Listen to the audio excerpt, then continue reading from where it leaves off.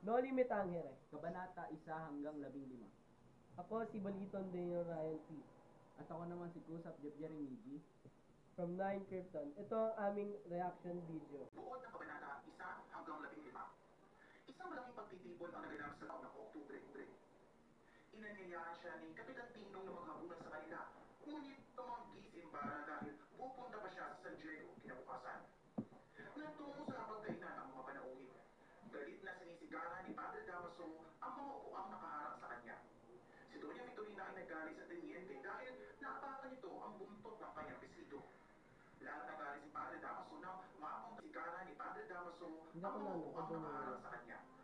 Si Doña Victorina ay nagalit sa teniente dahil naapakan nito ang buntot ng kanyang bisido. 15. Isang malaking pagtitipon ang naganap sa bahay ni Kapitan Tiago sa mga huling araw ng Oktubre. Lahat halos ng kanyang kakilala ay kanyang inimbitahan kasama sina Padre Damaso, Padre Sibila, Teniente ng Guardia Civil, Doña Victorina at iba pa. Dumating si Kapitan Tiago kasama si Crisostomo Ibarra. Nagulat sila Padre nang makita ang binata. Ipinakilala ng Kapitan Tiago si Crisostomo Ibarra sa mga panauhin at nagbigay galang din siya sa kanila. Binati niya ang mga kadalagahan at kalalakihan. Inanyayahan siya ni Kapitan Tinong na maghabulan sa kanila. Ngunit tumanggi si Ibarra dahil pupunta pa siya sa San Diego kinabukasan. Nagtungo sa pagkainan ang mga panauhin. Galit na sinisigaran ni Padre Damaso ang mga upuang nakaharang sa kanya. Si Doña Victorina ay nagalit sa teniente dahil naapakan nito ang buntot ng kanyang bisido. Lahat nagalit si Padre Damaso nang mapunta si Cara ni Padre Damaso ang mga upuang nakaharang sa kanya. Si Doña Victorina ay nagalit sa teniente dahil naapakan nito ang buntot ng kanyang bisido. Lahat nagalit si Padre Damaso nang mapunta sa kanya ang liig at makulot na pakpak ng manok. Lalong humanga ang mga bisita nang malaman nila na nalibot ni Ibarra ang buong Europa at nakapagsalita ng iba't ibang wika. Nayamot naman si Padre Damaso at kinutya si Ibarra. Sa halip na magalit, maayos pa rin ang tugon ni Ibarra sa pari at mag-aalangan na nagpaalam sa mga naroon. Pagkaalis ni Ibarra sa bahay ni Kapitan Tiago, nilapitan siya ni Teniente Guevara. Nalaman ni Ibarra mula kay Teniente Guevara ang tungkol sa pagkamatay ng kanyang ama. Ayon sa Teniente, hinuli at ikinulong ang kanyang ama dahil sa pagkamatay ng artilyerong Kastila nang tumama ang ulo nito sa bato dahil sa pagtatanggol ng kanyang ama sa batang lalaking binuko niya ng baston sa ulo. Uli na ang lahat ng mapatunayang walang kasalanan ang kanyang ama. Dumating si Ibarra sa kanyang tinulugan sa Fonda de Lala na gulong isip. Hindi mawala sa kanyang isipan ang nangyari sa kanyang ama. Hindi niya nakita ang kasiyahan ng mga kababaihan sa kabilang ibahay ng ilog na kung gamitan ng gargapista, kitang-kita niya ang kahama-hamang kasiyahan na ang pinakatampok ay si Maria Clara. Nang dumating si Maria Clara sa bahay ng kanyang ama, ay kitang-kita ang pagkahanga ng lahat sa kagandahan niya. At tuwang-tuwa nang makita ang binata. Ipinakilala ng Kapitan Tiago si Crisostomo Ibarra sa mga panauhin at nagbigay galang din siya sa kanila. Binati niya ang mga kadalagahan at kalalakihan. Inanyayahan siya ni Kapitan Tinong na maghabulan sa kanila. Ngunit tumanggi si Ibarra dahil pupunta pa siya sa San Diego kinabukasan. Nagtungo sa pagkainan ang mga panauhin. Galit na sinisigaran ni Padre Damaso ang mga upuang nakaharang sa kanya. Si Doña Victorina ay nagalit sa teniente dahil naapakan nito ang buntot ng kanyang bisido. Lahat nagalit si Padre Damaso nang mapunta si Cara ni Padre Damaso ang mga upuang nakaharang sa kanya. Si Doña Victorina ay nagalit sa teniente dahil naapakan nito ang buntot ng kanyang bisido. Lahat nagalit si Padre Damaso nang mapunta sa kanya ang liig at makulot na pakpak ng manok. Lalong humanga ang mga bisita nang malaman nila na nalibot ni Ibarra ang buong Europa at nakapagsalita ng iba't ibang wika. Nayamot naman si Padre Damaso at kinutya si Ibarra. Sa halip na magalit, maayos pa rin ang tugon ni Ibarra sa pari at mag-aalangan na nagpaalam sa mga naroon. Pagkaalis ni Ibarra sa bahay ni Kapitan Tiago, nilapitan siya ni Teniente Guevara. Nalaman ni Ibarra mula kay Teniente Guevara ang tungkol sa pagkamatay ng kanyang ama. Ayon sa Teniente, hinuli at ikinulong ang kanyang ama dahil sa pagkamatay ng artilyerong Kastila nang tumama ang ulo nito sa bato dahil sa pagtatanggol ng kanyang ama sa batang lalaking binuko niya ng baston sa ulo. Uli na ang lahat ng mapatunayang walang kasalanan ang kanyang ama. Dumating si Ibarra sa kanyang tinulugan sa Fonda de Lala na gulong isip. Hindi mawala sa kanyang pa ng nangyari sa kanyang ama.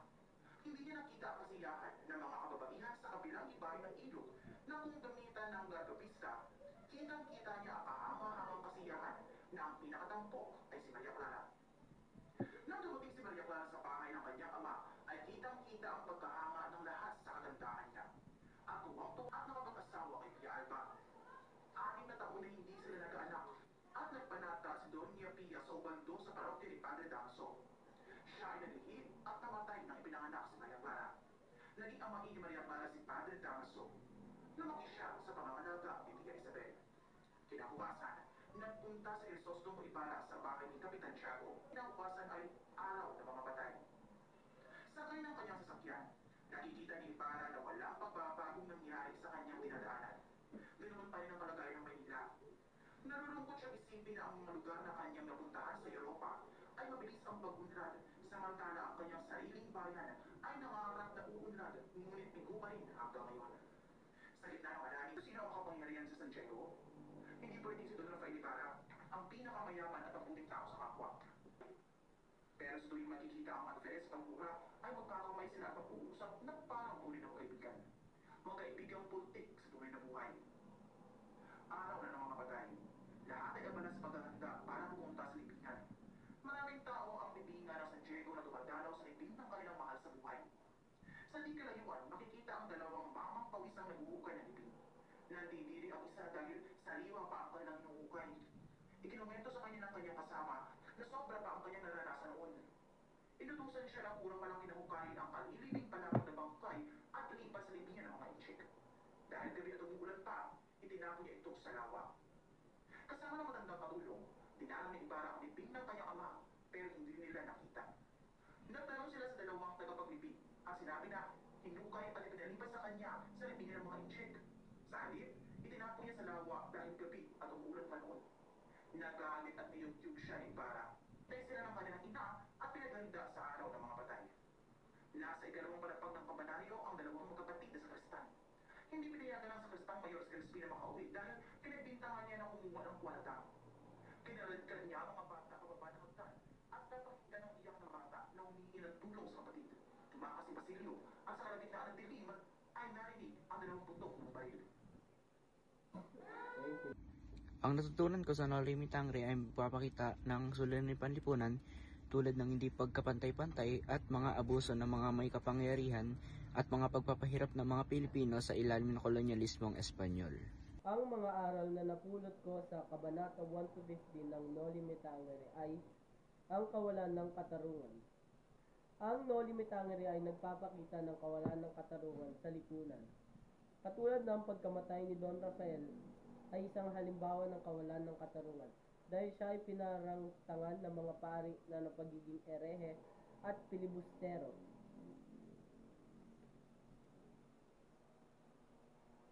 Ang pag-asa at pagbabago sa kabila ng mga suliranin na nakita sa nobela.